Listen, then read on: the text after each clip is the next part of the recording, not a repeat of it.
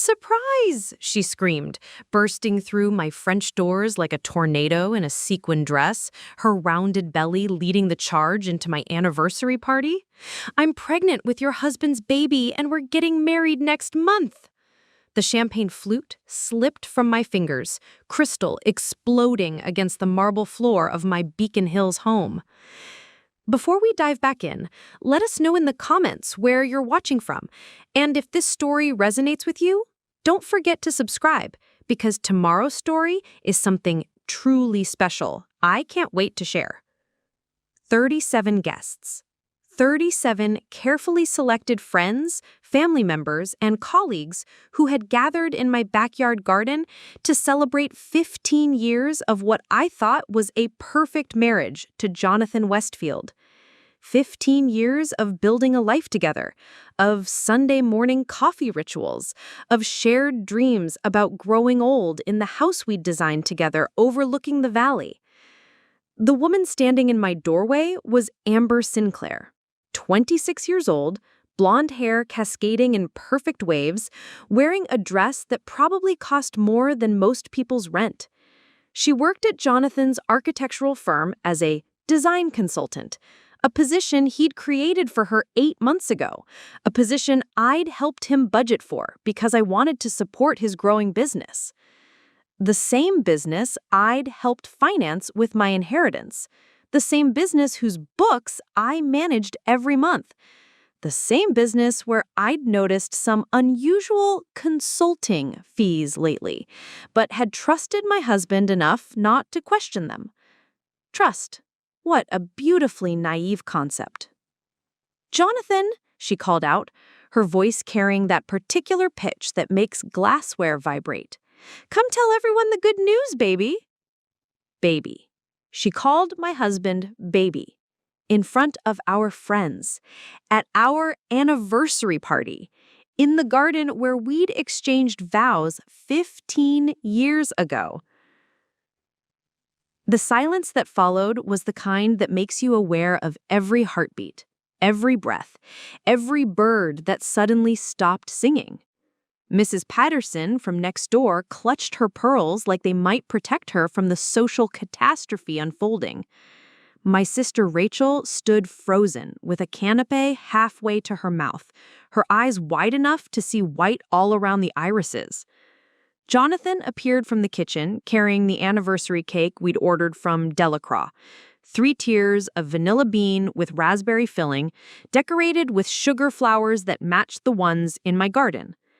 His face went through a fascinating transformation: confusion, recognition, panic, and then something that looked almost like relief.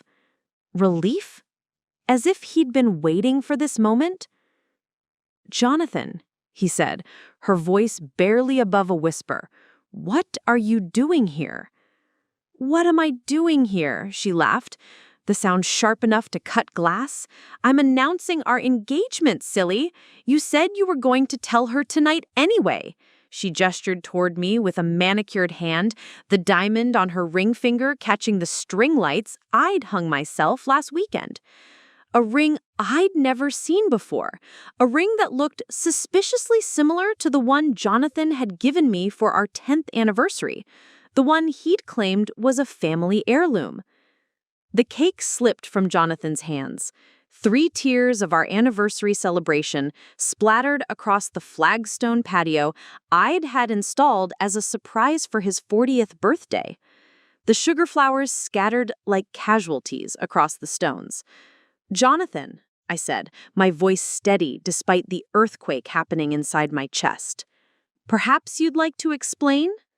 He looked at me then, really looked at me, and I saw something in his eyes I'd never seen before.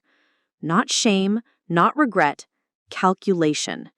He was trying to figure out his next move, weighing his options like he was deciding between architectural blueprints. "Cassie," he began, using the nickname he'd whispered in my ear just that morning when he brought me coffee in bed. "I was going to tell you after the party. I didn't want to ruin—" "Ruin what?" Amber interrupted, her hand moving protectively over her belly. "Our happiness? Jonathan, you promised we'd be together. You said you were done pretending. Pretending.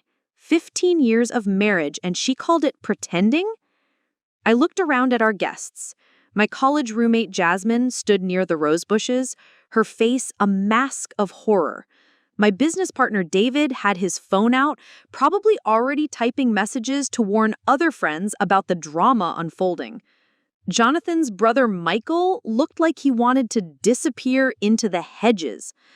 But it was my mother's face that made my heart stop. She sat in the wicker chair I'd bought her last Mother's Day, her hands folded in her lap, her expression absolutely surreal, as if she'd been expecting this, as if she knew something I didn't. "How long?" I asked, my voice cutting through Amber's continued rambling about wedding venues and baby names. Jonathan met my eyes. 8 months. 8 months. I did the math quickly. 8 months ago was when he'd started working late, when he'd begun taking weekend trips to check on out-of-town projects, when he'd suggested I might want to take that pottery class I'd mentioned, giving me something to do on Thursday evenings. Thursday evenings, when his office was supposedly empty except for him. "And the baby?" I asked, though I already knew the answer. "Due in February," Amber announced proudly, as if she'd won some sort of prize. February. The same month Jonathan and I had been trying to conceive for the past 3 years. The same month we'd finally decided to see a fertility specialist. The same month he'd held me while I cried over another negative pregnancy test. I stood there in my backyard, surrounded by the life I'd built, wearing the blue dress Jonathan had picked out for me that morning because he said it brought out my eyes. The same eyes that were now seeing him clearly for the first time in months. The truth hit me like a physical blow. This wasn't a mistake. This wasn't an affair that had gotten out of hand. This was a plan. A carefully orchestrated plan to replace me. But what they didn't know, what neither of them could have possibly known, was that I'd been planning too. Not for this exactly, but for security, for protection, for the kind of future that couldn't be stolen by a 26-year-old with a sequined dress and a baby on the way. What they didn't know was that while Amber was busy getting pregnant and Jonathan was busy lying, I'd been busy protecting everything I'd built, everything I'd earned, everything that was mine. They thought they were delivering a surprise. They had no idea what kind of surprise I had waiting for them. It took a lot of care and time to prepare and narrate this for you, so if you're enjoying it, a quick subscribe really helps and means the world to us. All right, let's get back to it. The guests began to disperse like smoke. Awkward goodbyes muttered through forced smiles and sympathetic glances. Mrs. Patterson practically sprinted to her Mercedes, probably already composing the neighborhood group chat that would have this story circulating before midnight. My sister Rachel lingered, shooting daggers at Jonathan while helping me collect abandoned champagne glasses from the garden tables. But I wasn't thinking about the social humiliation. I wasn't even thinking about the betrayal, not really. I was thinking about the Westfield Design Group's quarterly reports I'd reviewed just last week. The ones that showed consistent profits, steady growth, and a future that looked brighter than ever. A future I'd helped build from the ground up. 15 years ago, Jonathan had been a junior architect at Morrison & Associates, pulling in barely enough to cover his student loans. I was the one with the trust fund from my grandmother's estate, $200,000 that could have bought me a condo in the city or a year traveling through Europe. Instead, I'd believed in us, in him, in the dream he painted of designing sustainable homes that would change how people lived. "We'll be partners in everything," he'd said the night he proposed, right here in this garden when it was nothing but dirt and potential. "Your vision, my hands, our future." I'd written the check to start Westfield Design Group 6 months after our wedding. Not a loan, a gift.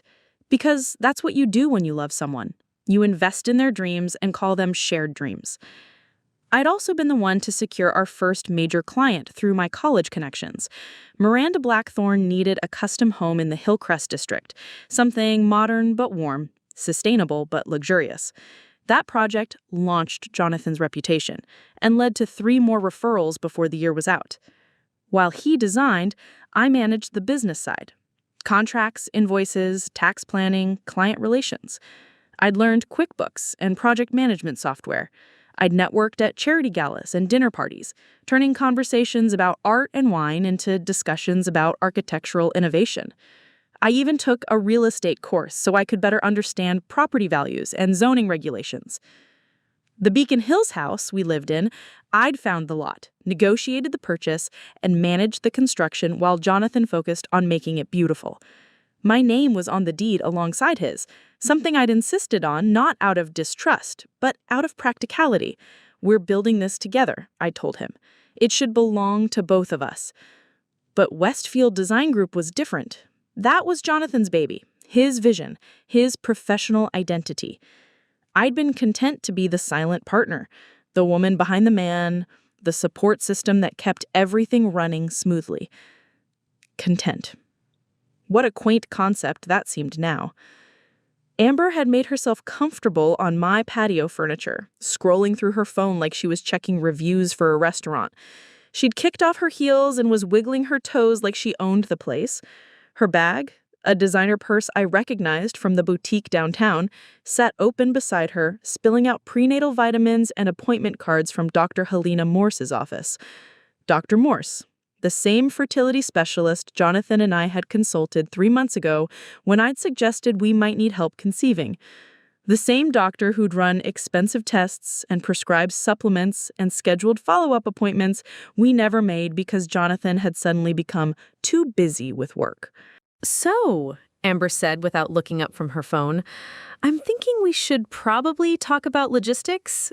Jonathan says you'll be reasonable about the divorce settlement. Reasonable. That was their word of choice, apparently. He says the house is mostly in your name anyway, so you'll probably want to keep it, which is fine by me. I prefer the penthouse downtown. Better for entertaining clients.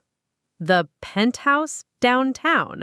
The one Jonathan had mentioned casually a few months ago, saying one of his clients was looking to sell. The one he'd suggested we might want to tour just for fun, to see how the other half lived. Jonathan's already talked to his lawyer about making this as smooth as possible, she continued, finally looking up at me with eyes the color of Caribbean water. He doesn't want to drag this out any longer than necessary. Bad for business, you know? His lawyer. He had a lawyer, which meant this wasn't a spontaneous confession brought on by guilt or pregnancy hormones. This was an exit strategy. I looked at Jonathan, who was collecting cake fragments from the flagstone like he could somehow piece our anniversary back together. You've already seen a lawyer? He straightened slowly, a piece of vanilla cake still clinging to his fingers. Cassie, I know this is hard. When? What? When did you see the lawyer, Jonathan? He glanced at Amber, who had gone back to scrolling through her phone. Last week. I wanted to understand our options. Last week? While I was planning our anniversary party, while I was ordering flowers that matched the ones from our wedding, while I was having his favorite cake custom made and arranging for the string quartet he'd mentioned loving at his brother's wedding. What did the lawyer tell you? I asked, my voice steady as still water. That California is a no-fault state, so it doesn't matter why the marriage is ending, just that it is. Assets get split 50-50 unless there's a prenup. She looked at me expectantly. There isn't a prenup, right? No, there wasn't a prenup.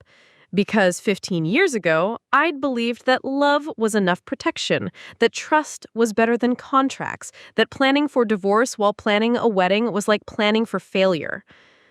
How beautifully naive I'd been. The business will probably need to be evaluated, Jonathan said, his voice taking on the careful, professional tone he used with difficult clients. But since you were never officially an employee or partner, the division should be straightforward. Never officially an employee? Never officially a partner? I thought about the countless hours I'd spent building client relationships, the contracts I'd negotiated, the marketing campaigns I'd designed, the trade shows I'd worked, standing beside him in uncomfortable heels, smiling while he took credit for our shared success. I thought about the trust fund that had paid for his equipment, his software licenses, his professional memberships. The inheritance that had covered our living expenses for the first 2 years while he built his reputation. I thought about the network I had built, the connections I'd fostered, the referrals I'd generated through my social circles and college alumni network. 15 years of investment, 15 years of partnership, 15 years of building something together. And in their minds, it all belonged to him. But here's what they didn't know. 3 months ago, when Jonathan had started working late and taking mysterious weekend trips, I'd begun to feel uneasy. Not suspicious exactly, but aware that something had shifted in our dynamic. So I'd done what any smart businesswoman would do. I started documenting everything. Every financial transaction, every client interaction, every business decision, every contribution I'd made to the success of Westfield Design Group. What they also didn't know was that my grandmother's trust fund hadn't been a one-time gift. It was a recurring distribution, carefully invested and managed, that had grown substantially over the past 15 years. While they'd been planning their future together, I'd been protecting mine. And they were about to learn the difference between being legally married and being legally protected. The next morning arrived with the kind of bright California sunshine that made everything look deceptively perfect. I'd spent the night in the guest room, not because Jonathan had asked me to, but because I couldn't bear the thought of lying next to someone who'd been calculating my removal while I planned our celebration. I found them in my kitchen at 7 a.m., Amber standing at my Viking range in one of Jonathan's old college t-shirts, making pancakes like she was auditioning for the role of domestic goddess. She'd pulled her hair into a messy bun secured with what looked like one of my own hair ties, and her bare feet moved confidently across the heated marble floors I'd selected and paid for 3 years ago. Jonathan sat at the breakfast bar, scrolling through his tablet while sipping coffee from the mug I'd given him last Christmas, the one with "World's Best Architect" printed in gold letters that seemed so sweet 6 months ago and now felt like a cruel joke. "Morning, Cassie," she chirped, waving a spatula in my direction. "I hope you don't mind, but I was absolutely starving. The baby gets so demanding in the mornings." She rubbed her belly with her free hand, the gesture so performative it looked rehearsed. I walked to my coffee machine, the high-end Breville I'd researched for months before purchasing, and noticed she'd used my favorite mug. The handmade ceramic piece I'd bought from a local artist, glazed in deep blues that reminded me of ocean waves. Something about seeing her lipstick stain on the rim made my chest tighten, more than the pregnancy announcement had.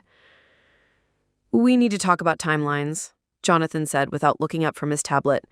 His voice carried that brisk, business-like tone he used during client meetings when he wanted to move things along efficiently. "Amber's lease is up at the end of the month, and with the baby coming, we can't really wait to make living arrangements." Living arrangements, as if I were a problem to be solved rather than his wife of 15 years. I poured my coffee, taking my time with the cream and sugar while processing what he'd just revealed. Her lease was up at the end of the month. That was 18 days away. 18 days they expected me to vacate my own home. "What exactly are you proposing?" I asked, settling onto a bar stool across from him. The granite countertop felt cool against my forearms, grounding me in something solid and real. Amber flipped a pancake with unnecessary flair. "Well, since you'll obviously want to find your own place anyway, we thought it might be easier if you moved out sooner rather than later. You know, rip the bandage off quickly." The casual cruelty of it was almost impressive. Rip the bandage off quickly, as if 15 years of marriage were just an inconvenient adhesive. "This is my house," I said quietly. "Technically, it's both of your house," Jonathan corrected, finally looking at me. But realistically, Cassie, you don't need all this space. A nice condo would be perfect for you. Something low maintenance, maybe closer to the city center where you could start fresh. Start fresh. The phrase people used when they wanted to make devastating change sound like an opportunity. I studied his face, looking for any trace of the man I'd married, the one who'd held my hand during my father's funeral, who'd spent 3 days building a treehouse in our backyard for his niece's birthday, who'd cried when his first design won a sustainability award and credited me in his acceptance speech. That man seemed to have evaporated completely. "And what about Westfield Design Group?" I asked. Amber set a plate of perfectly golden pancakes in front of Jonathan, then leaned over to kiss his temple. The intimacy of the gesture in my kitchen, using my pans, felt like a violation of something sacred. "The business stays with Jonathan, obviously," she said, as if I had asked whether water was wet. "But don't worry, he's prepared to be generous with spousal support until you get back on your feet." Get back on my feet, like I was some housewife who'd been dependent on her husband's income rather than a woman who'd invested her own inheritance to build his career. "How generous?" I asked. Jonathan shifted uncomfortably. "We're thinking $5,000 a month for the first year, maybe $3,000 after that? Enough to cover a nice apartment and basic expenses while you figure out what you want to do next." $5,000. For the first year. I did quick math in my head. The mortgage on our Beacon Hills house was $8,000 a month. Property taxes alone were another $2,000 monthly. The Tesla in our garage cost more than he was offering me to live on. But more importantly, Westfield Design Group's net profit last quarter was just over $200,000. A company I'd helped build, clients I'd helped secure, success I'd helped create, and he was offering me $60,000 a year to walk away from it all. That seems... I paused, letting the word hang in the air while I chose my response carefully. Optimistic. Optimistic how? Amber asked, sliding onto the stool beside Jonathan.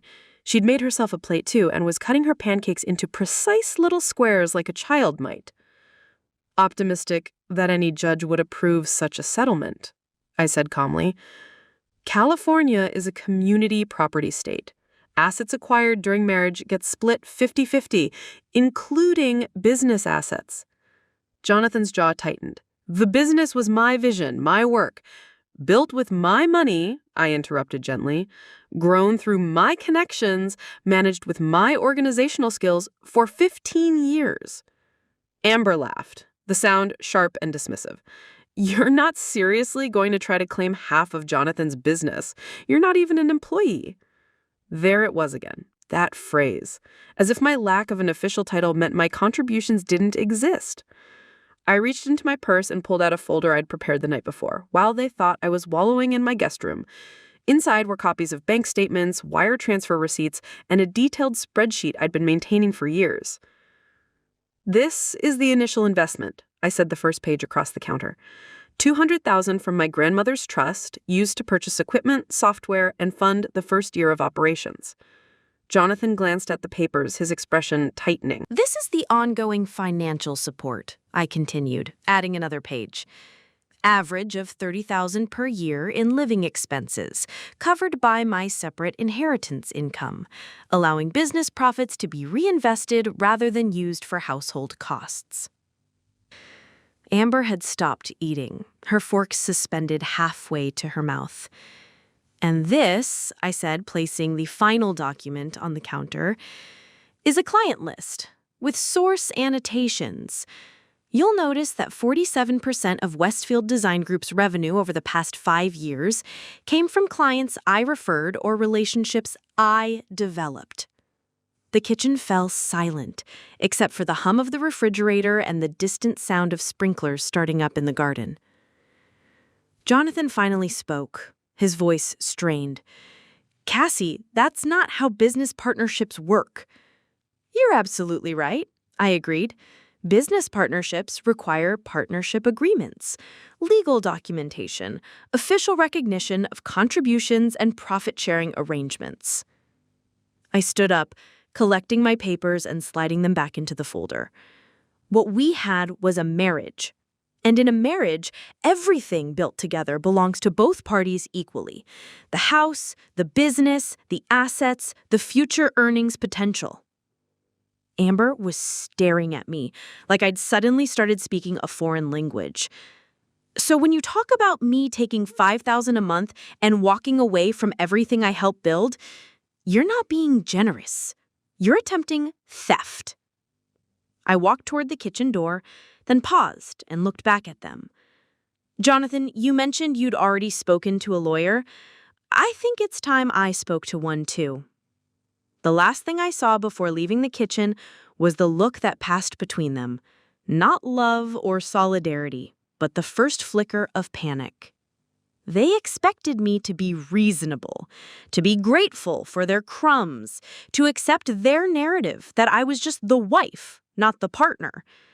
They were about to learn how wrong they'd been about that too. But what they still didn't know was that I'd already spoken to a lawyer 3 months ago, when Jonathan's behavior first started shifting. And what we'd discussed wasn't just divorce law. It was business law, partnership law, and the very interesting legal concept of unjust enrichment. They thought they were making the first move, but in reality, they were already 3 moves behind. By Wednesday, they'd moved past subtle manipulation and gone straight to territorial warfare. I came home from my yoga class, the one I'd attended every Tuesday and Thursday for 3 years, to find Amber rearranging my home office. My carefully organized filing system was scattered across the floor, and she was boxing up my reference books like she was preparing for a yard sale. Oh, good, you're back. I hope you don't mind, but I really need a proper workspace for wedding planning. Jonathan says you mostly just use this room for paying bills anyway, so I figured you could do that at the kitchen table. Paying bills. That's what she thought I did in the room where I managed the financial backbone of a multi-million-dollar business for over a decade. She'd already moved in a white desk that looked like it belonged to a teenager's bedroom, complete with gold accents and a matching chair that clearly never supported anyone doing actual work. My professional-grade printer, the one I'd used to produce client presentations and marketing materials, had been unplugged and shoved into a corner behind boxes labeled Amber's Books in her looping, self-satisfied handwriting. Where exactly am I supposed to work? I asked, watching her fold my CPA certificates into a box like they were old Christmas cards. Work? She paused, tilting her head with the confused expression of someone who'd never held a real job. Jonathan mentioned you don't really work. I mean, not outside the house. Not outside the house. As if the location determined the value of labor. I pulled out my phone and opened the calendar app, scrolling to the current week. I have client calls with the Morrison Group on Friday, a site inspection with Valley Properties on Monday, and 3 vendor meetings next week for the Henderson project. Amber's perfectly sculpted eyebrows drew together. Client calls? But you're not employed by Westfield Design. No, I agreed calmly. I'm a consultant. I manage client relations, coordinate project timelines, and handle vendor negotiations. I invoice the company monthly for my services. That was a recent development, something my attorney had suggested when I'd first consulted her. If you're doing the work anyway, she had said, you might as well have it properly documented. For the past 6 months, I'd been billing Westfield Design Group for services I'd been providing for free for 14.5 years. Services that created a paper trail of my professional contributions. Services that established my role as more than just the wife who paid bills. Amber set down the box she'd been holding. Jonathan never mentioned that you're a consultant. There are apparently a lot of things Jonathan hasn't mentioned, I said, taking a photo of my displaced office with my phone. The timestamp would show 2:47 p.m., and the metadata would prove the location. Documentation had become second nature over the past few months. That evening, I found Jonathan in the garage assembling what looked like a crib. The instructions were spread across my workbench, the one I'd used to refinish antique furniture pieces that now decorated our home. He didn't look up when I entered, just continued methodically screwing together white wooden rails. "Building a nursery in my garage now?" I asked. "It's temporary," he said, his voice tight with concentration. "Just until we figure out the room situation." The room situation. Another euphemism for me vacating my own home. "And when exactly did you plan to discuss this room situation with me?" He finally looked up, wrench still in his hand. "Cassie, we need to be practical. Amber's showing, and we can't keep pretending this isn't happening." "I'm not pretending anything isn't happening," I said carefully. "I'm questioning why you think you can make unilateral decisions about our shared property." "Our shared property?" he repeated like the phrase tasted bitter. "You know what? Fine. Let's talk about shared property." He set down the wrench and turned to face me fully. "You want to count every dollar you've contributed? Let's count mine too. 15 years of mortgage payments, property taxes, insurance, maintenance. The new roof last year cost $18,000. Did that come from your inheritance?" "No," I said quietly. "It came from the business account. The business that exists because of my initial investment." "Your initial investment," he scoffed. $200,000 15 years ago.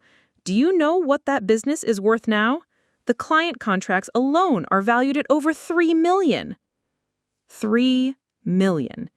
He'd had the business appraised, which meant this wasn't a spontaneous decision driven by unexpected pregnancy hormones.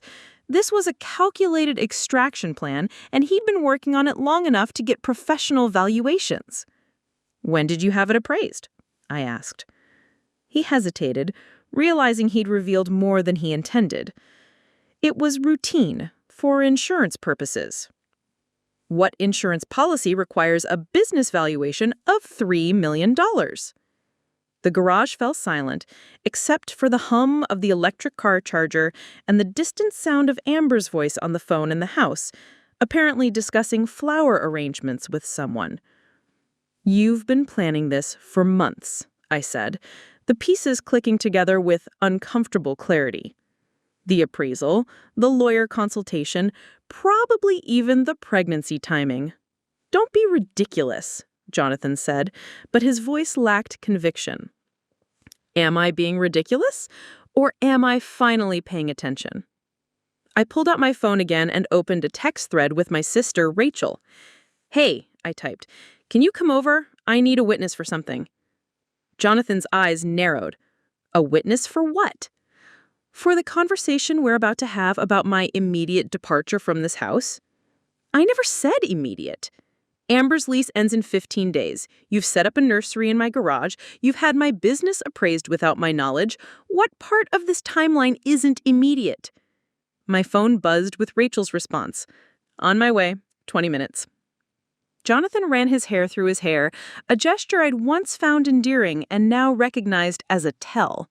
He only did it when he was calculating how much truth to reveal. "Look, we're trying to make this as easy as possible for everyone. Amber needs stability for the baby. You deserve a fresh start. This doesn't have to be adversarial." "You're right," I agreed. "It doesn't have to be adversarial. It just has to be legal." Rachel arrived 17 minutes later, still in her scrubs from the shift at the hospital. She found us in the garage, the partially assembled crib standing between us like a wooden monument to betrayal. "Cassie called and said you wanted to discuss timelines," she said to Jonathan, pulling out her phone and opening the voice recording app. "I hope you don't mind, but as a medical professional, I've learned to document important conversations." Jonathan's jaw tightened. "This is a private family matter." "Exactly," Rachel said smoothly, "which is why I want to make sure everyone's interests are protected. Cassie, why don't you tell me what Jonathan was proposing?" For the next 20 minutes, Jonathan laid out their plan with the kind of detailed precision that confirmed months of preparation. Amber would move in by month's end. I would relocate to a more suitable living situation. The business would remain under his control with generous spousal support to ease my transition. He used words like mutually beneficial and amicable resolution and everyone's best interests. He painted a picture of a thoughtful man trying to minimize damage while navigating an impossible situation. But what he didn't realize was that while he talked, Rachel's recording was capturing every assumption, every expectation, every demand disguised as a reasonable request. When he finished, Rachel looked at me. "And what's your response to this proposal?" I smiled for the first time in days. My response is that Jonathan seems to have confused marriage law with wishful thinking. "Meaning," she prompted, "meaning that in California, he can't unilaterally decide to end our marriage, move his pregnant mistress into our shared home, and keep the business we built together. He can want those things. He can plan for those things. He can even ask for those things." I looked directly at Jonathan, making sure my next words were crystal clear. "But he can't have them just because he's decided he deserves them." The garage fell silent again, but this time the silence felt different. Heavier. Like the moment before a storm breaks. Jonathan was starting to realize that his carefully laid plans had one significant flaw. They required my cooperation. And I was no longer in a cooperative mood. The next morning, I did something I hadn't done in 15 years of marriage. I went to work without telling Jonathan where I was going. Not to spite him, but because I finally understood that I didn't owe him an explanation for every hour of my day, especially not when those hours were about to become very valuable. My first stop was the Meridian building downtown, where Patricia Hawthorne had her law practice. Patricia was the kind of attorney other attorneys recommended when they wanted problems to disappear quietly and permanently. She'd handled my grandmother's estate planning and had been the one to suggest converting my informal business contributions into official consulting arrangements 6 months ago. "You look terrible," she said by way of greeting, gesturing to the leather chair across from her mahogany desk. Patricia had never been one for social pleasantries, which was exactly why I liked her. "I feel like I've been living in someone else's life for the past week," I admitted, accepting the coffee her assistant brought without being asked. "Jonathan's pregnant mistress crashed your anniversary party," Patricia said, consulting the note she'd apparently already made. "She announced their engagement to your guests, and now they're trying to negotiate your exit from your own marriage like you're a problematic employee." "You've been busy." "I've been thorough. Tell me about yesterday's conversation in the garage." For the next hour, I walked Patricia through every detail, while she took notes in her precise handwriting. When I mentioned the business appraisal, she looked up sharply. $3 million? That's what Jonathan said. She made another note. "Interesting. Most insurance policies don't require appraisals of that magnitude unless the business is being prepared for sale or major restructuring. Or divorce," I added. "Or divorce," she agreed. "Did he mention which firm conducted the appraisal?" "No, but it would be in the business files. I still have access to all the accounts." Patricia's pen paused over her notepad. "You still have access?" "Jonathan hasn't changed any passwords yet. I've been managing the financial systems for years. I don't think it's occurred to him that I could track every transaction." A slow smile spread across Patricia's face.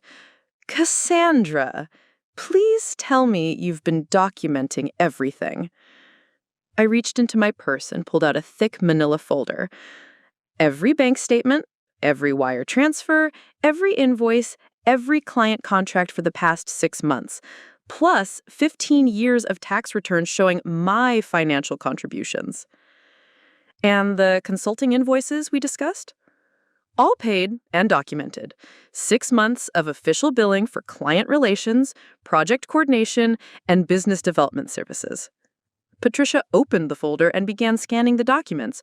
Her expression shifted from professional interest to something approaching delight. "This is excellent work," she murmured, flipping through pages of meticulously organized evidence.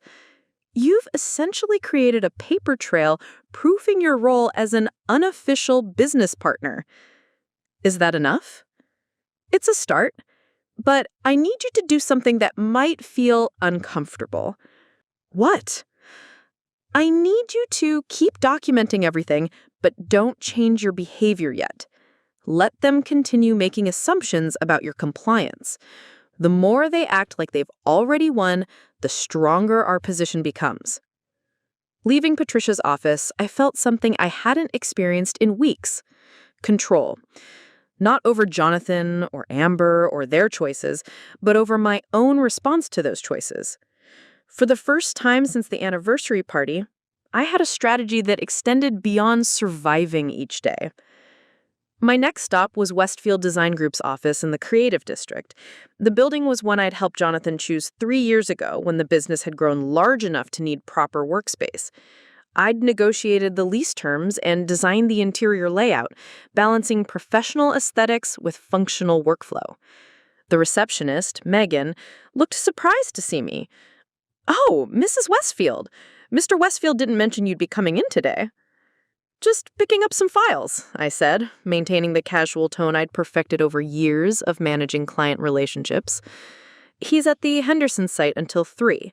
Should I let him know you stopped by?" "No need. I'll just grab what I came for." Jonathan's office was exactly as I'd left it after helping him prepare for last week's client presentation. His drafting table held sketches for the Riverside Commons project, and his computer displayed the 3D modeling software I'd licensed for the company 18 months ago. I didn't touch anything on his desk. Instead, I went to the filing cabinet where we kept client contracts and business correspondence. My key still worked. Another security detail Jonathan apparently hadn't considered updating. Inside were folders for every major client we'd landed over the past 5 years. I photographed the signature pages of each contract, paying special attention to the ones where my handwriting appeared in the margin notes, or where my contact information was listed as the primary point of communication. The Riverside Commons file was particularly interesting. The initial client meeting had been set up through my connection with the developer's wife, whom I'd met at a charity luncheon. My notes from that lunch were paperclipped to the front of the contract, showing how I'd identified their need for sustainable housing design and positioned Jonathan's firm as the ideal solution. Project value, $1.2 million. Commission to Westfield Design Group, $180,000. All stemming from a conversation I'd initiated and a relationship I'd cultivated. I photographed everything, including my handwritten notes and the follow-up emails where I'd coordinated the initial proposal meeting. Each image was automatically time-stamped and location tagged by my phone, creating an indisputable record of when and where the documentation had been gathered. Moving to the financial files, I found copies of the business appraisal Jonathan had mentioned. The report was dated 6 weeks ago, well before Amber's pregnancy announcement and months before he'd claimed to have decided about divorce. The appraiser had valued the company at $3.2 million, with significant emphasis on the client relationship management and business development systems I had designed and implemented. The report specifically mentioned the robust client retention rate and exceptional referral network as key value drivers. I photographed every page, noting that nowhere in the document was my role in building those systems acknowledged. But what was most interesting was a separate folder labeled Asset Protection Strategy. Inside were documents outlining various scenarios for protecting business assets in the event of divorce, including recommendations for transferring intellectual property to offshore holding companies and restructuring ownership to minimize community property exposure. Jonathan hadn't just been planning to leave me, he'd been planning to leave me with nothing. I photographed those documents too, paying careful attention to the dates and the attorney's letterhead. The same law firm that had conducted the business appraisal had also provided the asset protection advice. This wasn't an affair that had gotten complicated. This was a systematic extraction plan designed to leave me legally and financially powerless. My phone buzzed with a text from Amber. "Stopped by the house to pick up some things. Hope you don't mind that I borrowed your car since the Tesla was blocking the driveway. Back soon." Kissy emoji. She'd taken my car, without asking, and used an emoji to announce it like we were college roommates sharing a vehicle. I photographed the text message, adding it to the growing collection of evidence showing their complete disregard for my property and boundaries. Then I forwarded it to Patricia with a note, adding to the harassment file. By the time I finished at the office, I had over 200 photographs documenting everything from client relationship origins to asset protection strategies. Each image was automatically timestamped and location tagged by my phone, creating an indisputable record of when and where the documentation had been gathered. Driving home in my backup car, a reliable Honda I kept for errands, I felt the familiar weight of preparation settling around me like armor. For months, I'd been documenting their behavior instinctively, some part of me recognizing that I might need proof of what was happening. Now I understood why that instinct had been so strong. They weren't just betraying our marriage. They were executing a carefully planned financial takeover, and they'd been counting on my emotional devastation from preventing me from fighting back effectively. But while they had been planning my downfall, I'd been building an evidence file that would make their strategy impossible to execute. The difference between us was simple. They thought documentation was something you did after making decisions. I knew it was something you did while other people were making mistakes. I came home that Thursday evening to find them hosting a dinner party in my dining room.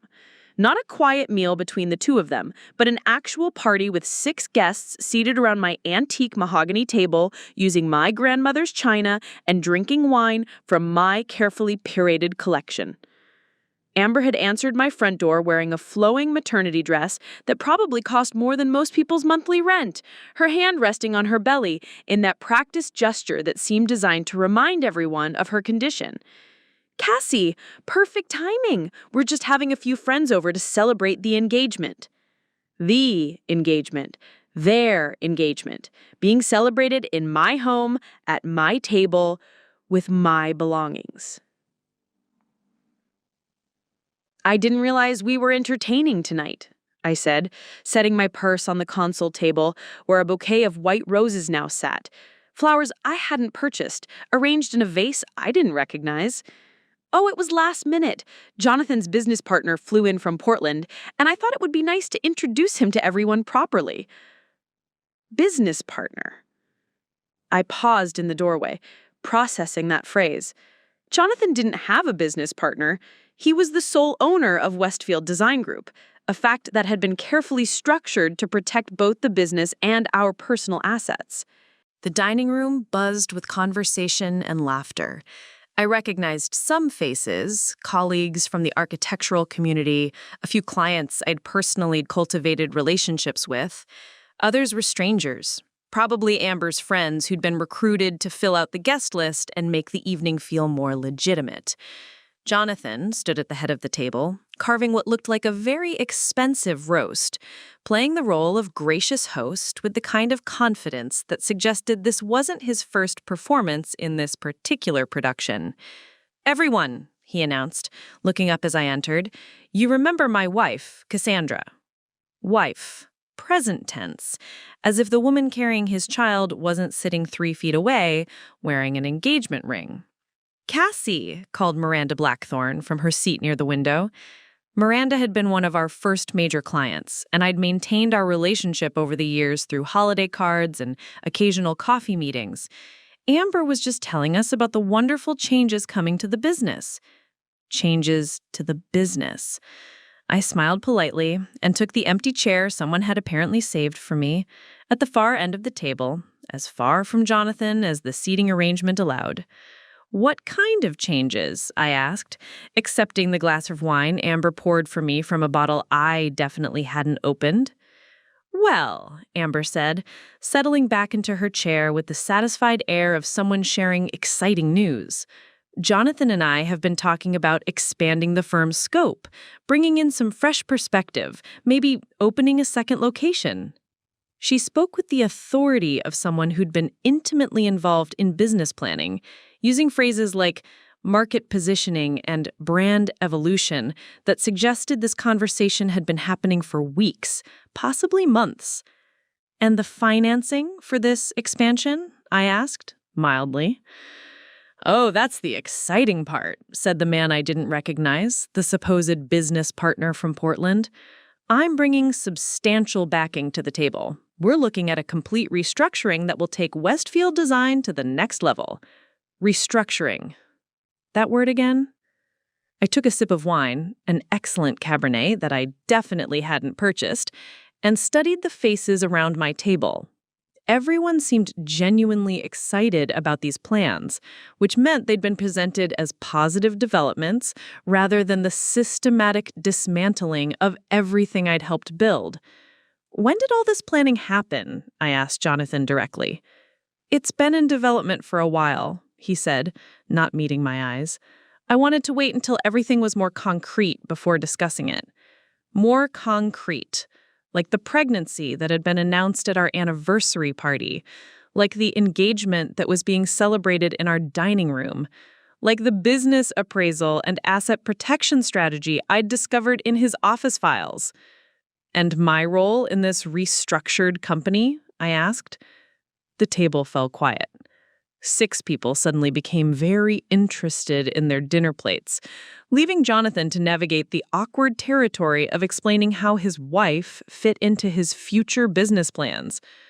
"Well," he began carefully, "with the baby coming and Amber's background in marketing, we thought it might be a good time for you to step back from the day-to-day operations, focus on other things." Other things. Like my displacement from our home, my exclusion from our business, my erasure from our shared life. Amber leaned forward, her voice taking on the patronizing tone people used when they wanted to sound caring while delivering devastating news. "We know how much you've enjoyed helping with the business over the years, but with everything changing, it might be healthier for you to find your own path, something that's really yours, you know? Something that's really mine." She was sitting in my dining room, wearing an engagement ring paid for with profits from a business I helped finance, carrying a baby conceived while she was living off income generated by clients I brought to the firm, and she was suggesting I needed to find something that was really mine? The Portland partner, whose name I still hadn't caught, raised his glass. "To new beginnings and exciting partnerships." The table chorused agreement, glasses clinking in celebration of my systematic removal from my own life. I raised my glass too, smiling as I made eye contact with each person around the table. To partnerships, and to making sure everyone gets exactly what they deserve. After dinner, while Amber and her friends cleared dishes and discussed wedding venues, I found Jonathan on the back patio. He was smoking, a habit he'd supposedly quit 5 years ago, and staring out at the garden where our anniversary party had been held just 8 days earlier. "Portland partner seems nice," I said, settling into the chair beside him. "His name is Marcus Chen. He owns 3 firms in the Pacific Northwest. This partnership could triple our revenue within 2 years. Our revenue. Still using that pronoun even while planning my exit. And the timeline for this restructuring?" Jonathan took a long drag of his cigarette. "Marcus wants to move quickly. Paperwork could be finalized within 60 days. 60 days. The same timeline they'd given me for vacating the house." "Jonathan," I said quietly, "do you remember our wedding vows?" He looked at me then. Really looked at me. and for a moment I saw a flicker of the man I'd married. Cassie, don't make this harder than it needs to be. Harder than it needs to be? I laughed, but there was no humor in it. You've invited strangers to celebrate your engagement to another woman in our home.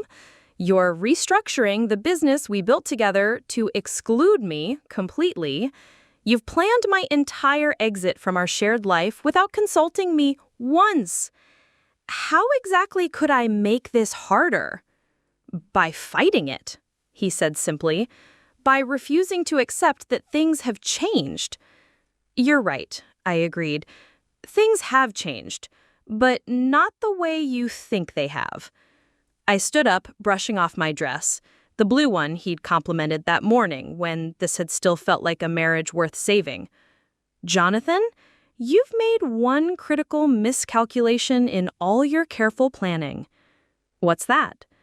You've assumed that because I haven't fought back yet, it means I can't. I walked back into the house, leaving him with his cigarette and his assumptions. In the kitchen, I found Amber loading my dishwasher with my grandmother's china, handling the delicate pieces with the careless efficiency of someone who'd never owned anything irreplaceable. Amber, I said, taking the plate from her hands, we need to talk. Sure, what about? About the fact that you're planning my husband's future with my money, in my house, using my business connections, and I'm done pretending that's acceptable. She blinked, the confident smile faltering for the first time since I'd known her. I don't understand. You will, I said, carefully placing the plate in the dishwasher myself. Very soon, you're going to understand exactly how much you've misunderstood. That night, I made 2 phone calls. The first was to Patricia Hawthorne despite the late hour. It's time, I told her. File everything. The second was to my bank, activating fraud protection on all accounts linked to Westfield Design Group. By morning, Jonathan and Amber would discover that their carefully laid plans had one fatal flaw. They required access to assets they'd never actually controlled, and I was about to teach them the difference between assuming ownership and actually having it. Friday morning arrived with the sound of Jonathan's phone ringing at 6:47 a.m. Not unusual, he often took early calls from East Coast clients. What was unusual was the string of profanity that followed, loud enough to wake me in the guest room where I'd been sleeping since the dinner party. I found him in the kitchen 20 minutes later, laptop open, phone pressed to his ear, his face the color of ash. Amber sat across from him in her silk pajamas, holding a mug of coffee with hands that trembled slightly. "What do you mean frozen?" he was saying into the phone. "It's our business account. I'm the account holder."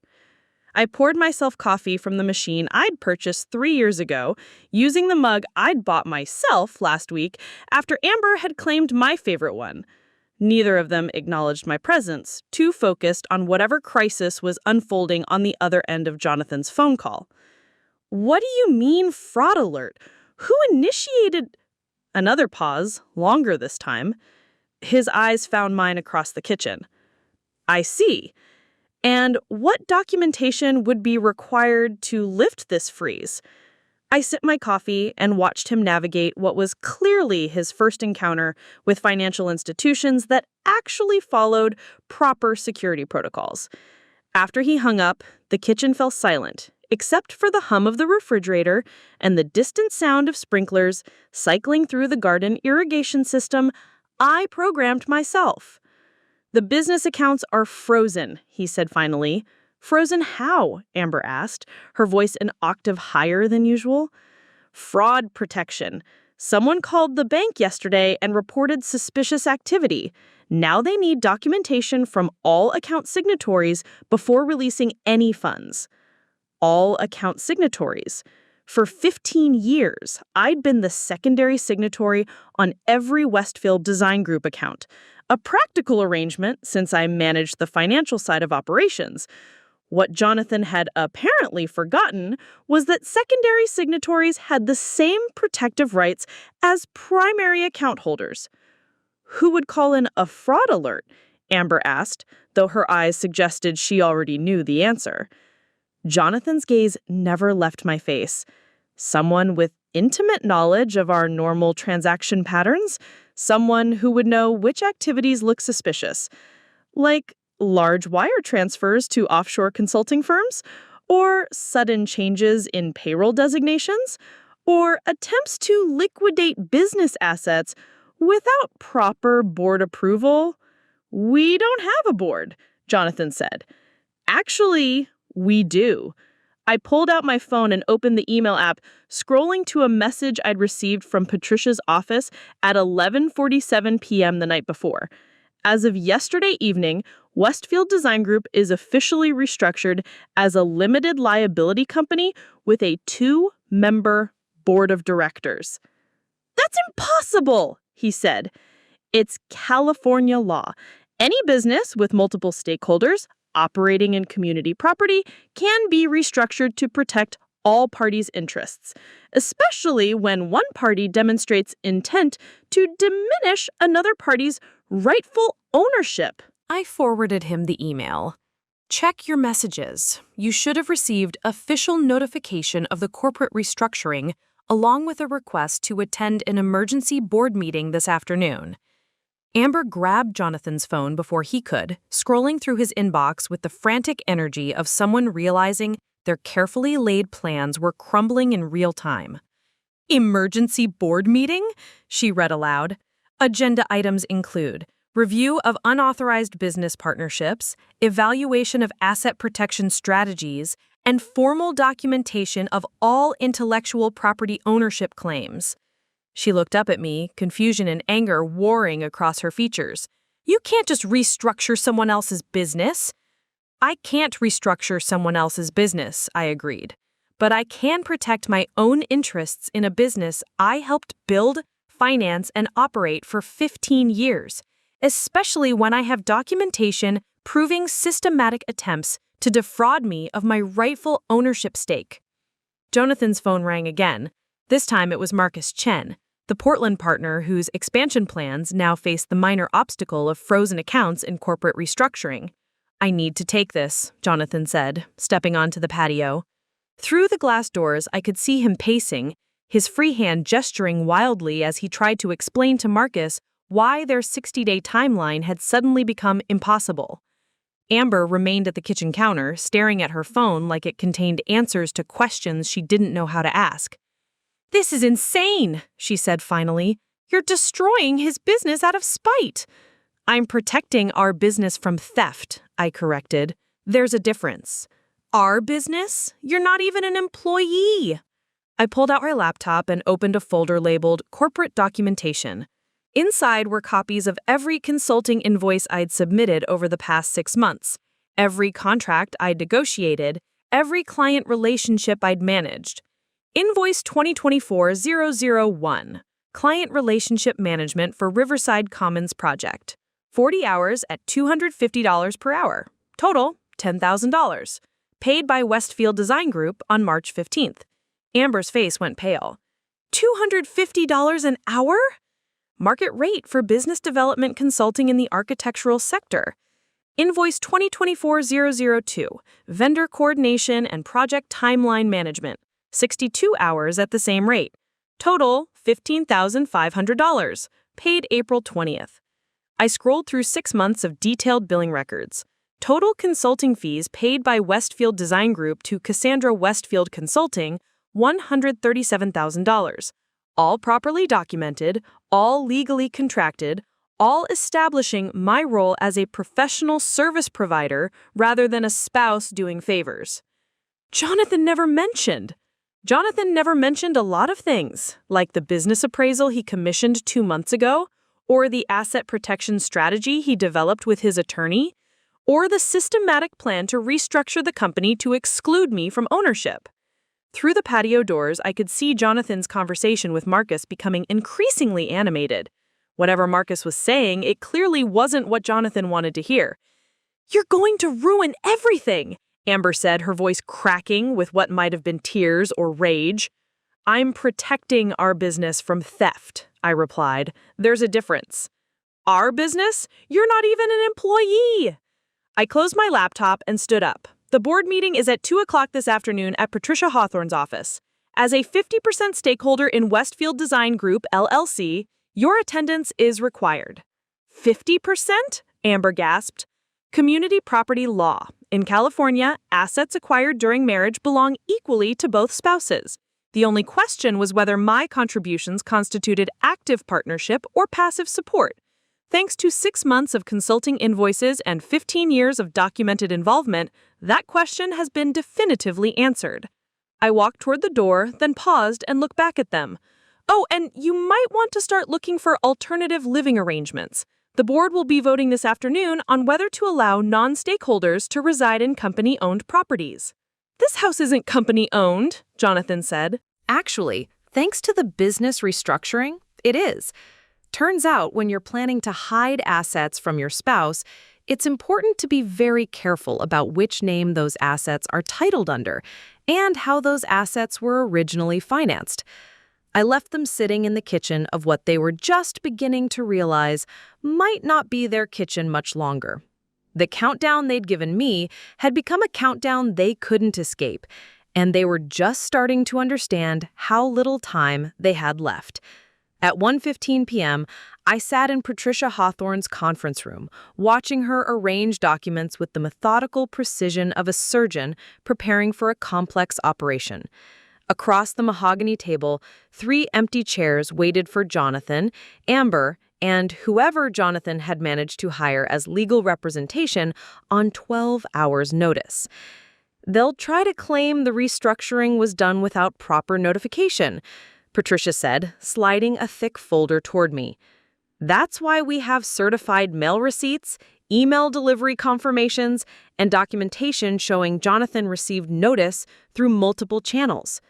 I opened the folder to find copies of everything: the corporate restructuring paperwork, the board meeting notices, the forensic accounting report Patricia had commissioned 3 weeks ago, and most importantly, the preliminary injunction that would prevent any further asset transfers or business decisions without board approval. The forensic accountant's findings? I asked, though Patricia's satisfied expression already suggested good news. Remarkable work on your part, actually. Your consulting invoices created a paper trail that demonstrates systematic professional contribution over 6 months. Combined with the historical financial analysis, it establishes clear grounds for 50% ownership under community property law. She turned to a specific page highlighted in yellow. More interesting is what Dr. Morrison discovered about the Portland partnership. Marcus Chen's firm would have purchased 60% of Westfield Design Group for $1.8 million, with Jonathan retaining 40% ownership. The math was simple and damning. Jonathan had been planning to sell a majority stake in our business for $1.8 million while offering me $60,000 in annual spousal support to walk away quietly. The asset protection strategy documents you photographed were particularly helpful. They show clear intent to defraud a marital partner of community property rights. In California, that's not just grounds for divorce, it's grounds for criminal fraud charges. Criminal fraud. I hadn't considered that possibility, though it made perfect sense. Planning to hide marital assets wasn't just unethical, it was illegal. At 1:47 p.m., Jonathan arrived alone. No Amber, no attorney. Just my husband of 15 years looking like he'd aged a decade overnight. His usual perfect hair was disheveled, his shirt wrinkled, and he carried a manila folder that looked suspiciously thin compared to the mountain of documentation Patricia had assembled. "Where's Amber?" I asked as he took the seat across from me. "Doctor's appointment," he said, not meeting my eyes. "She's been having some complications." Complications. Whether medical or legal, I suspected Amber simply realized that attending a board meeting where her future financial security would be determined might be more stress than she wanted to handle. "And your attorney?" "James Fitzgerald. He'll be here shortly." Patricia checked her watch. "Mr. Westfield, this meeting was scheduled for 2 o'clock. As a board member, you're required to attend. Your attorney's presence is optional, but punctuality is not. At exactly 2 p.m., Patricia called the meeting to order. James Fitzgerald still hadn't arrived, leaving Jonathan to navigate corporate governance proceedings without legal counsel. First agenda item, Patricia announced, review and ratification of emergency corporate restructuring undertaken to protect stakeholder interests. She walked through the restructuring process step by step, the conversion from sole proprietorship to LLC, the establishment of equal ownership stakes based on community property law, and the implementation of dual signature requirements for all major business decisions. Jonathan listened in silence, occasionally taking notes in handwriting that grew increasingly illegible as the presentation continued. Second agenda item, evaluation of unauthorized partnership negotiations and asset protection strategies. This is where Patricia became surgical. She presented copies of every document I photographed in Jonathan's office, each one dated and authenticated. The business appraisal showing $3.2 million valuation, the partnership agreement with Marcus Chen that would have sold 60% of the company, the asset protection strategy recommending offshore holdings and ownership restructuring. Mr. Westfield, can you explain why these negotiations were undertaken without notification to your business partner and co-owner? Cassandra wasn't a co-owner, Jonathan said weakly. She was my wife. In California, Mr. Westfield, those are not mutually exclusive categories. Community property law specifically addresses businesses built during marriage using marital assets. Patricia opened another folder. Speaking of marital assets, let's review the initial capitalization of Westfield Design Group. $200,000 from Cassandra Westfield's inheritance, transferred March 2009, ongoing operational support averaging $30,000 annually from her separate property investments, professional services valued at approximately $400,000 over 15 years. She paused, letting the numbers settle in the room like dust after an explosion. Total investment and contribution by Cassandra Westfield, $800,000. Current business valuation, $3.2 million. Your proposed settlement to Mrs. Westfield, $60,000 annually. Jonathan's face had gone gray. Those numbers don't tell the whole story. Then please, Patricia said, tell us the whole story. For 20 minutes, Jonathan tried to explain his perspective. He talked about sweat equity and professional expertise, about risk-taking and creative vision, about the difference between financial contribution and business leadership. What he couldn't explain was why none of that justified secretly planning to sell the business without my knowledge or consent. He couldn't explain the asset protection strategy designed to hide community property from legal division. Most damaging of all, he couldn't explain why he'd been willing to accept $1.8 million from Marcus Chen while simultaneously arguing that my contributions weren't worth more than $60,000 annually. James Fitzgerald arrived at 2:52 p.m., 47 minutes late and clearly unprepared for the corporate governance battle he'd walked into. He spent 15 minutes reviewing documents before requesting a brief recess to consult with his client. During the break, I stepped onto Patricia's office balcony overlooking the city center. 15 stories below, people moved through their Friday afternoon routines, heading to coffee meetings, finishing work early for weekend plans, living normal lives that didn't involve corporate restructuring and marital betrayal. "How are you holding up?" Patricia asked, joining me at the railing. "I keep thinking about our wedding day," I admitted. Jonathan wrote his own vows. He promised we'd build something beautiful together, that we'd be partners in everything. And you were partners. You just weren't legally protected as partners. I trusted him. Trust is beautiful in personal relationships, but in business relationships, documentation is what matters. When we returned to the conference room, James Fitzgerald had clearly given Jonathan some hard truths about their legal position. My husband sat slumped in his chair, looking like a man who'd finally grasped the magnitude of his miscalculation. "Mr. Westfield," Patricia said, The board needs to vote on several immediate measures. First, authorization for Mrs. Westfield to resume full financial management of business operations, including account access and signature authority. Second, suspension of all unauthorized business partnerships pending complete asset review and stakeholder agreement. Third, establishment of formal employment and compensation structure for both board members, including retroactive payment for consulting services rendered. And finally, determination of appropriate housing arrangements for non-stakeholders currently residing in company-associated properties. James Fitzgerald leaned forward. Ms. Hawthorne, my client is willing to consider reasonable settlements. Mr. Fitzgerald, Patricia interrupted smoothly, your client is not in a position to negotiate settlements. He's in a position to comply with board decisions or face fraud charges for attempting to hide community property assets. The room fell silent.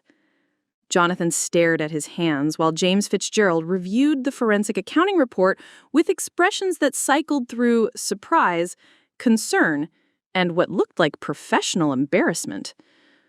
How long do we have to respond to these measures? Jonathan asked finally. Patricia consulted her calendar. The board will reconvene Monday morning at 9 a.m. for final voting. That gives you the weekend to review all documentation and prepare any objections you'd like to present. And if we object, then we proceed to family court for formal community property division, with the added complexity of potential criminal fraud charges being referred to the district attorney's office. As we gathered our documents, Jonathan caught my arm gently. Cassie, this doesn't have to destroy everything. We can still find a way to work this out privately. I looked at his hand on my arm, remembering when that touch meant comfort and partnership, instead of manipulation and control. Jonathan, I said quietly, you had 15 years to work this out privately. You chose to work it out secretly instead. I pulled free and walked out of the conference room, leaving him to explain to James Fitzgerald why his careful planning had backfired so spectacularly. Outside, the California sunshine felt warm on my face for the first time in 2 weeks. Monday would bring the final board vote, but I already knew how it would go. Jonathan and Amber had the weekend to accept reality. After that, reality would be imposed on them whether they accepted it or not.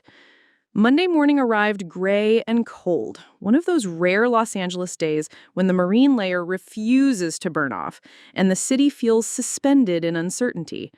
I stood in Patricia's office conference room at 8:45 a.m., watching the parking garage through floor-to-ceiling windows as Jonathan's BMW pulled into a visitor space.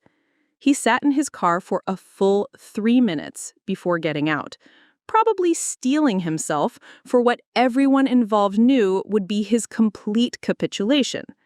James Fitzgerald emerged from the passenger side carrying a briefcase that looked substantially heavier than the thin folder Jonathan had brought to Friday's meeting. They've had the weekend to review everything, Patricia said, arranging fresh copies of all documentation on the conference table. My guess is that Fitzgerald has finally explained to his client that their legal position is somewhere between hopeless and catastrophic. She was right. When Jonathan and his attorney entered the conference room at exactly 9 a.m., both men looked like they'd spent the weekend staring into an abyss that was staring back. Good morning, I said, taking my seat at the head of the table, a small psychological advantage Patricia had suggested. I trust you've had time to review all the documentation. James Fitzgerald opened his briefcase and pulled out a document that was significantly longer than anything they'd presented before. Mrs. Westfield, my client would like to propose a settlement agreement that addresses all outstanding issues. I'm listening. Mr. Westfield acknowledges that the corporate restructuring was legally valid and that Mrs. Westfield's ownership stake in Westfield Design Group LLC is 50%. He's prepared to formalize that arrangement with appropriate board governance and profit-sharing agreements. Patricia made notes while Fitzgerald spoke, her expression giving nothing away. Regarding the residential property, Mr. Westfield proposes that he and Miss Sinclair relocate to alternative housing within 30 days, leaving Mrs. Westfield as sole occupant of the Beacon Hills residence. 30 days. They were giving themselves the same timeline they'd originally tried to impose on me. And the Portland partnership? I asked. Terminated, Jonathan said, speaking for the first time since entering the room. Marcus withdrew his offer after the corporate restructuring. There won't be any external partnerships without board approval going forward. The asset protection strategy? Fitzgerald shifted uncomfortably. All offshore arrangements have been terminated. No assets will be transferred or hidden from community property evaluation. Patricia leaned forward. Mr. Fitzgerald, your client's acknowledgement of these issues is appreciated, but it doesn't address the fundamental question of intentional fraud. Your client systematically planned to deprive Mrs. Westfield of her rightful ownership while selling business assets for personal gain. We understand the seriousness of the situation, Fitzgerald replied, which is why we're prepared to offer additional compensation for Mrs. Westfield's pain and suffering, as well as her legal costs. Additional compensation. They were trying to buy their way out of fraud charges. How much additional compensation? I asked. Jonathan looked at his lawyer, who nodded almost imperceptibly. $500,000, Jonathan said, paid immediately upon signing the settlement agreement. $500,000. 6 months ago, that number would have seemed like a fortune. Now, knowing that they'd planned to walk away with $1.8 million while leaving me with virtually nothing, it felt like an insult wrapped in desperation. That's generous, I said calmly, but I'm not interested in additional compensation. Both men looked genuinely surprised. Fitzgerald recovered first. Mrs. Westfield, perhaps you'd like to consult with your attorney about— I don't need to consult.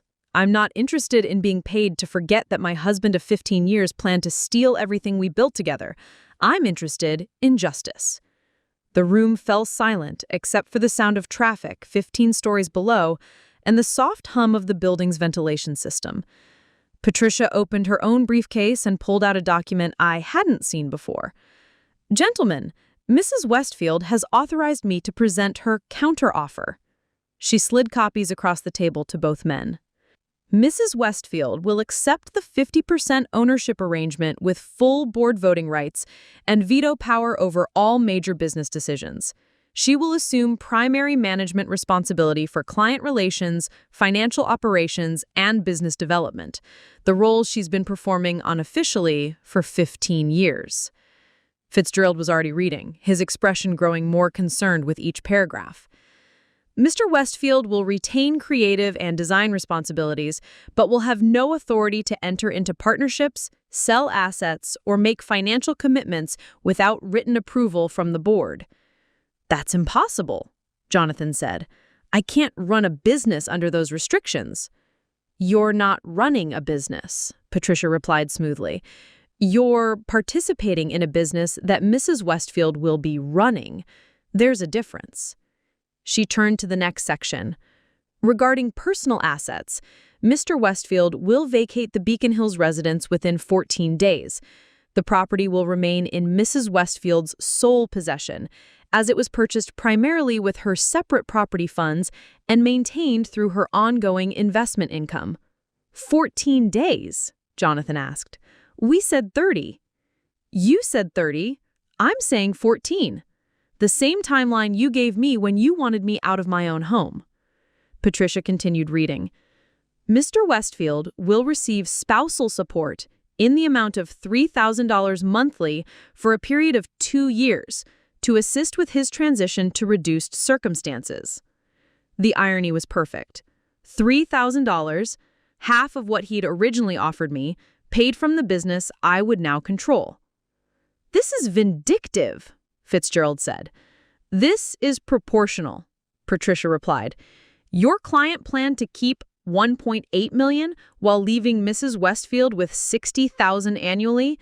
Mrs. Westfield is offering your client $72,000 annually while keeping control of assets she helped build.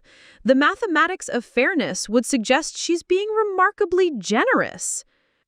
Jonathan stared at the settlement terms like they were written in a foreign language. "And if I don't agree to this?" Patricia said. "Then we proceed with the fraud charges. The district attorney's office has already reviewed the evidence. Intentional concealment of community property assets with intent to defraud is a felony in California. The maximum sentence is 3 years in state prison." 3 years? Jonathan's voice cracked slightly. "Plus restitution, fines, and permanent criminal record, which would make future employment in the architectural profession somewhat challenging." James Fitzgerald requested a brief recess to consult with his client. Through the glass walls of the adjacent office, I could see them engaged in what appeared to be a very one-sided conversation, with Fitzgerald doing most of the talking and Jonathan looking increasingly pale. When they returned, Jonathan's shoulders had the defeated slope of a man who'd finally grasped the full magnitude of his miscalculation.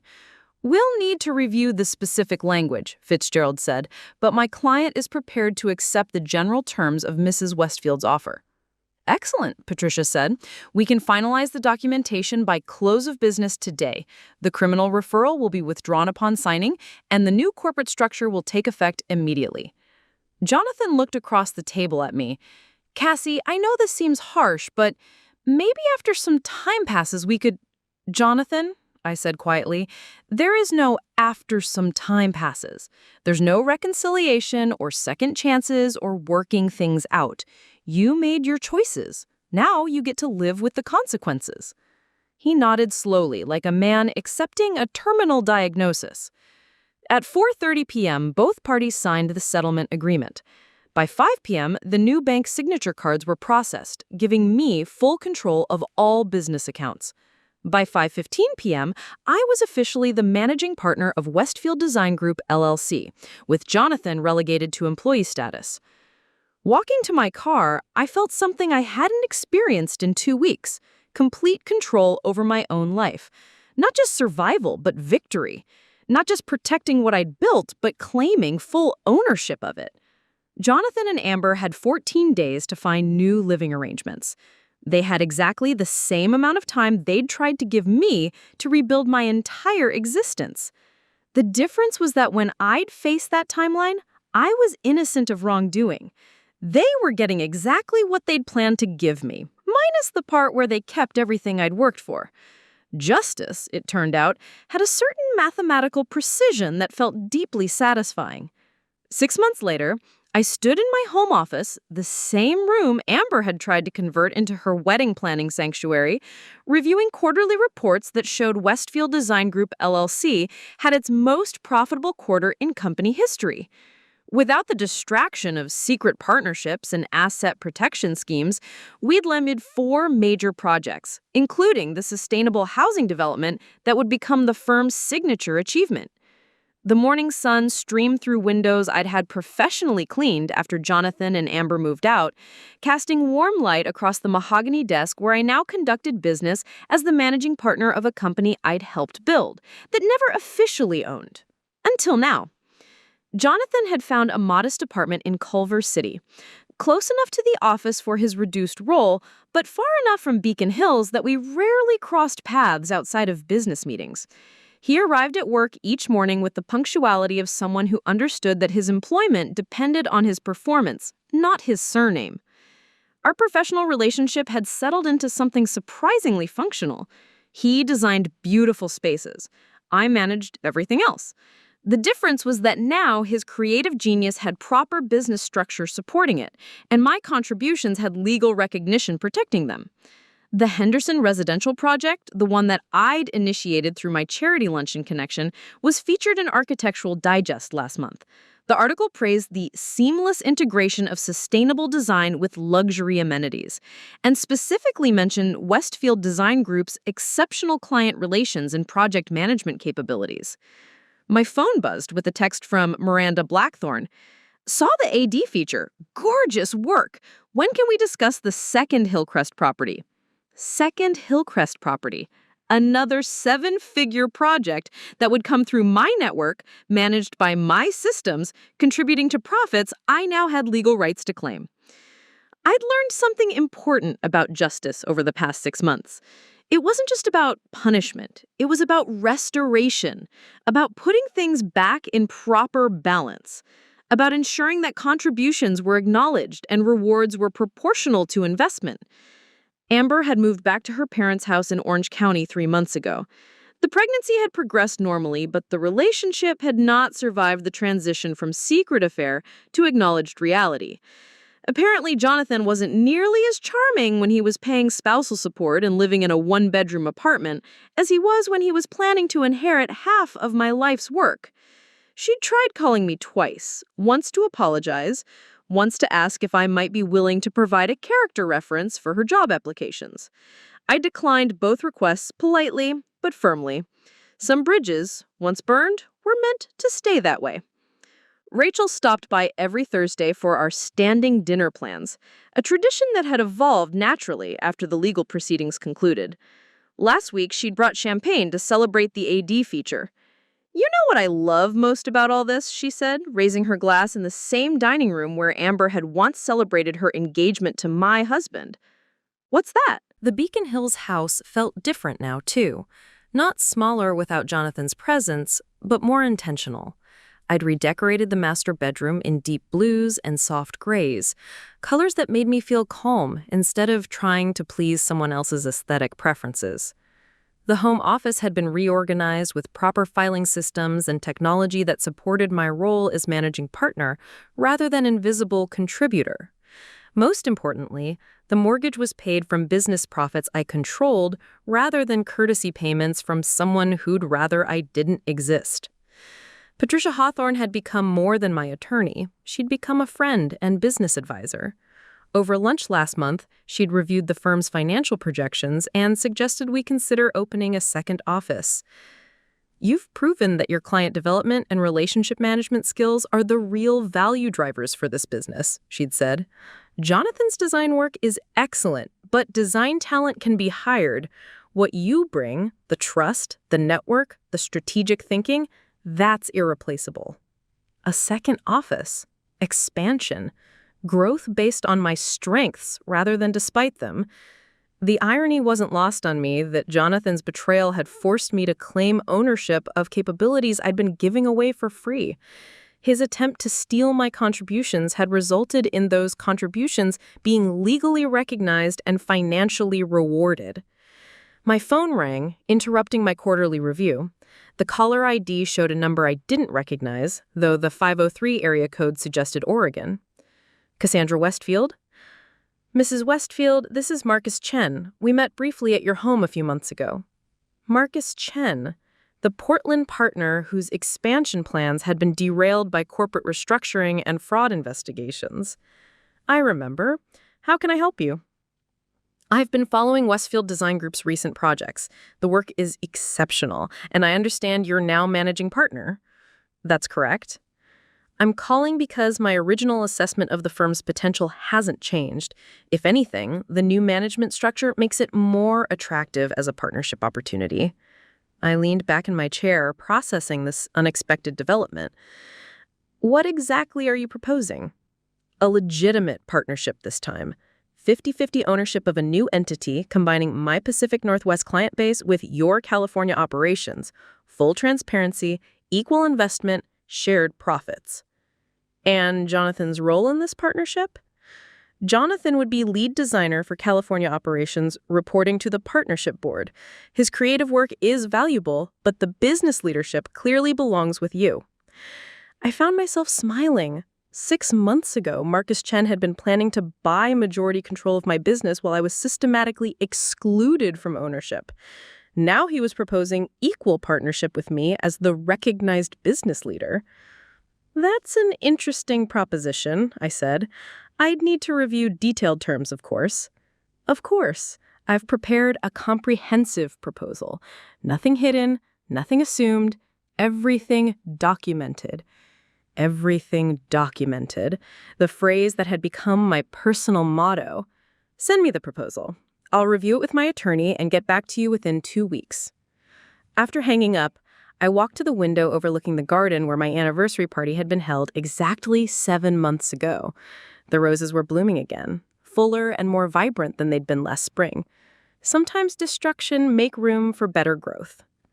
That evening, I lit a candle in the living room, not in celebration or memorial, but simply because I enjoyed the way candlelight made the space feel warm and intentional. The furniture was arranged the way I preferred it, the art reflected my taste, and the silence was comfortable rather than oppressive. Some people might have seen my story as one of loss and betrayal. A 15-year marriage ended, a family destroyed, trust shattered beyond repair. But sitting in my home, in my business, in the life I'd reclaimed and restructured according to my own values, I saw it differently. I saw it as a story about the difference between being appreciated and being valued, about the importance of documentation over assumption, about the power that comes from understanding your own worth and insisting that others recognize it too. Jonathan and Amber had tried to steal my contributions to build their future together. Instead, they'd forced me to claim full ownership of those contributions to build my own future. The revenge wasn't about punishment, though justice had certainly been served. The revenge had been about transformation, taking their attempt to diminish me and using it to establish my true value in clear, legal, undeniable terms. They planned to make me disappear from my own life.